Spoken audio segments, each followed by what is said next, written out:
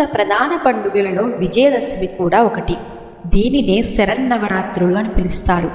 నవరాత్రి అనగా 9 రోజులు అని అర్థం. ఈ 9 రోజులు రోజుకొక ప్రత్యేకమైన రూపంలో అమ్మవారు దర్శనమిస్తారు.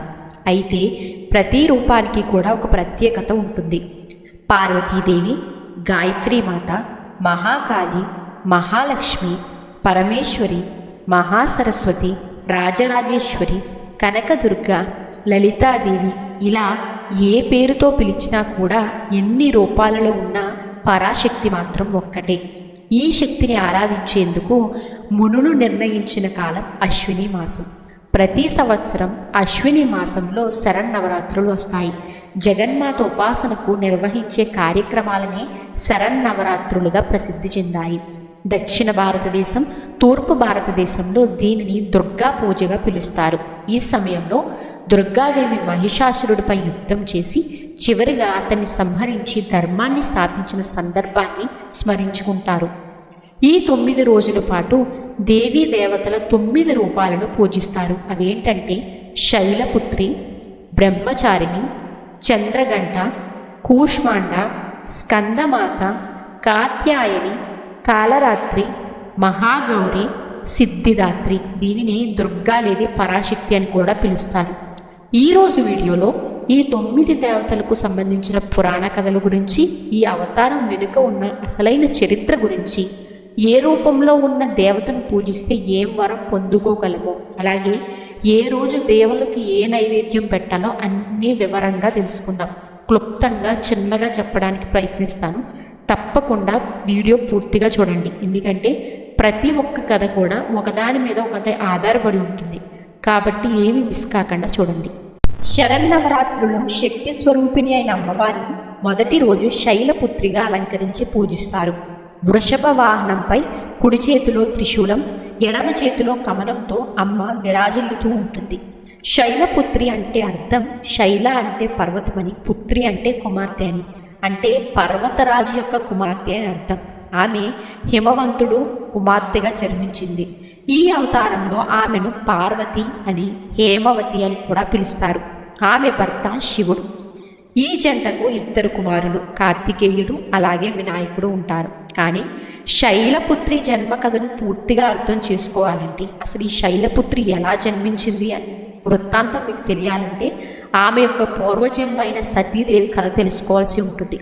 సతీదేవి దక్ష ప్రజాపతి యొక్క కుమార్తె. దక్షుడు బ్రహ్మదేవుడి యొక్క మనవుడు. దక్షుడు శివుణ్ణి ఒక వేరు వలె, అరణ్యవాసి వలె ఉన్నాడని తక్కువ చేసి తన కుమార్తెను శివుడికి ఇవ్వడానికి ఇష్టపడలేదు. కానీ సతీ తన తండ్రి మాటను లెక్క చేయకుండా శివుణ్ణి వివాహం చేసుకుని కైలాస పర్వతంలో నివాసం ఉండసాగేది. ఒకరోజు దక్షుడు ఒక గొప్ప యజ్ఞం నిర్వహిస్తాడు. అందరి దేవతలకు ఆహ్వానం పంపిస్తాడు. కానీ శివుడికి సతీదేవికి ఆహ్వానం పంపించడు. సతీదేవికి ఈ విషయం తెలిసినప్పుడు ఆమె తండ్రి యొక్క యజ్ఞానికి వెళ్ళాలని బలంగా కోరుకుంటుంది. శివుడు అడ్డుకున్నా మనం ఆహ్వానించబడలేదంటే వెళ్ళకూడదు అని శివుడు ఎంత చెప్పినా కూడా సతీదేవి వినలేదు. అయితే శివుడు ఆమె మాటను కాదనలేక నువ్వు ఒక్కదానివే వెళ్ళిరా అని చెప్తాడు. అక్కడ సతీదేవిని ఎవ్వరూ కూడా సంతోషంగా స్వాగతించలేదు. తండ్రి దక్షుడు సతీదేవి ముందే శివుణ్ణి దూషిస్తాడు. తన భర్త అవమానాన్ని తట్టుకోలేక సతీదేవి యజ్ఞకుండంలోనే అగ్నిలో దూకి ప్రాణత్యాగం చేస్తుంది.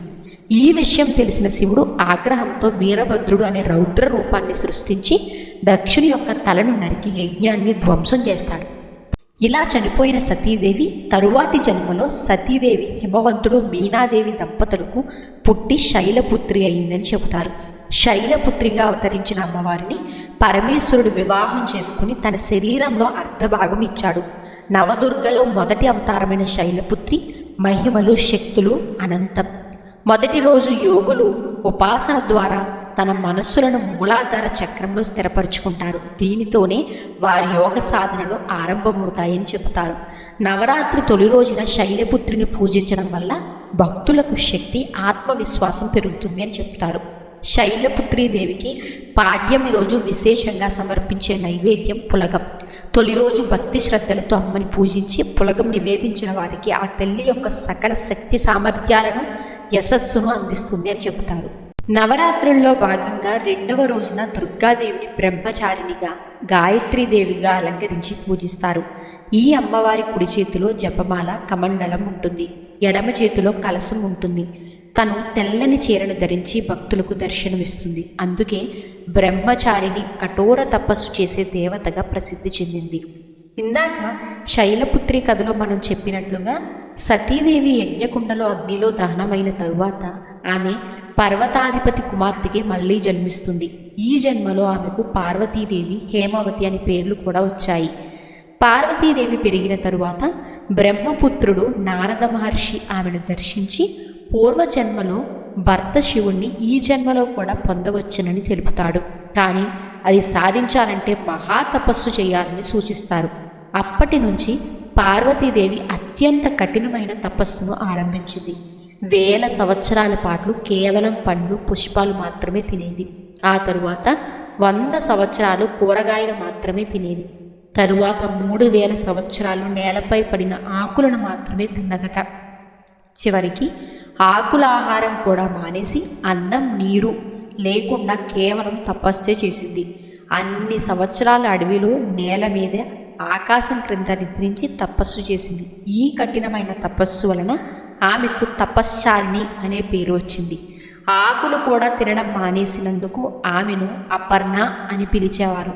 దీర్ఘ తపస్సు వలన ఆమె శరీరం బలహీనమైపోయింది. ఆమె తల్లి మైనాదేవి దుఃఖంతో ఓ ఉమా అని కేక వేసింది. అప్పటి నుండి ఆమెను ఉమా అని కూడా పిలవడం మొదలైంది. చివరికి బ్రహ్మదేవుడు ప్రత్యక్షమై నీ తపస్సు అనన్య సామాన్యం, నీ ప్రేమ పవిత్రం, నిజమైనది. ఈ జన్మలో కూడా నీకు శివుణ్ణే భర్తగా ఇస్తానని వరమిచ్చాడు. ఆ తరువాత శివుడు పార్వతీదేవిని భార్యగా అంగీకరించాడు. బ్రహ్మచారిణి అవతారంలో దేవి కుడి చేతిలో జపమాల, ఎడమ చేతిలో కమండలం పట్టుకుని తపస్సు స్వరూపంగా నిలుస్తుంది. బ్రహ్మచారిణి దేవికి నైవేద్యంగా పండ్లు, పాయసం కలిపిన వంటకాన్ని సమర్పించడం వల్ల అమ్మవారి అనుగ్రహం లభిస్తుంది.